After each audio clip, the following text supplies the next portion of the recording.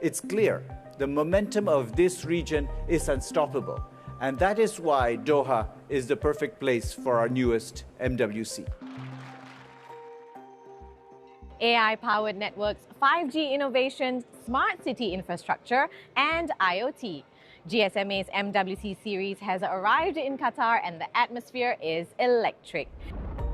More than 400 billion euros. That's how much GSMA is forecasting for the mobile sector to contribute to the MENA economy by 2030. Can you tell us firstly, what does this expansion mean to GSMA, but also to Qatar and the region, a region you happen to know very well? The region is moving, and so there's a lot of energy. Digital transformation is happening here, and over the years, I would say the GCC region first, and the MENA region more broadly, have become, I would say, thought leaders as well. So being here is natural for GSMA because we get to be part of these conversations that are extremely dynamic. It's clear that the world of connectivity is moving and evolving so fast. What is MWC and GSMA's approach to make sure that the global digital divide narrows and not widens? Today, there's 3 billion people who are within reach of a mobile signal. So they're in a coverage area, but they don't connect to the mobile internet. And so it's important to bring them in. And we know what needs to be done. We need to get them affordable smartphones. We need to give them skills and training. They would contribute $3 trillion to the world's economies. It's actually a wasted opportunity for the whole planet for all these people to have access to digital tools to improve their lives and the economy.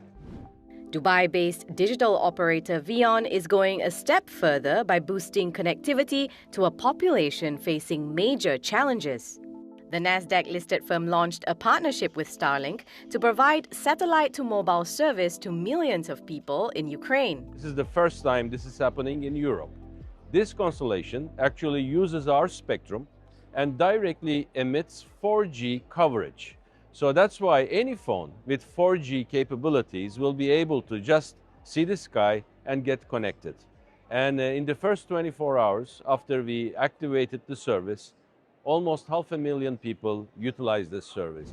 MWC25 Doha introduced an international platform called 4YFN to the region, a network of organizations aiming to support startups and entrepreneurs. It's where venture capital firm Utopia and its partner, Qatar Development Bank, launched Qatar's first AI-focused venture studio, simply called The Studio.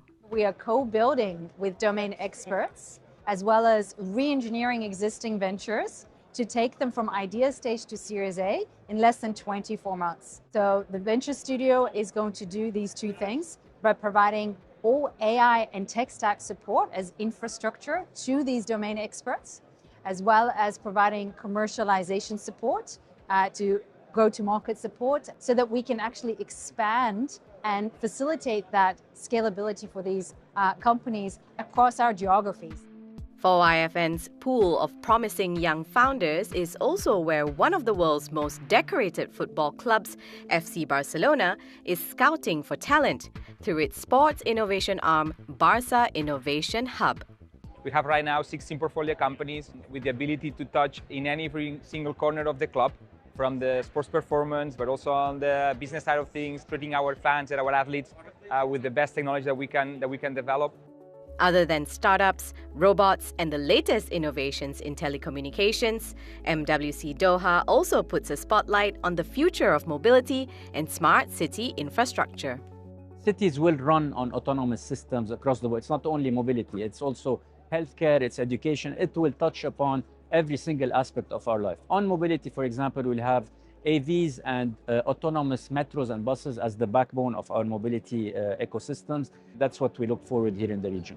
Driving the engine of growth in any industry requires the conviction of governments and leaders at the forefront of change, who can implement swift policies to keep pace with the rapid developments in technology. Historically, in the GCC, governments have been the main drivers around any type of development, innovation, and even digital agendas. Now, with the pace at which technology is changing and certain new techs coming in, I think governments are very much realizing that there is significant benefit to bring in the private sector to support them as part of these advances.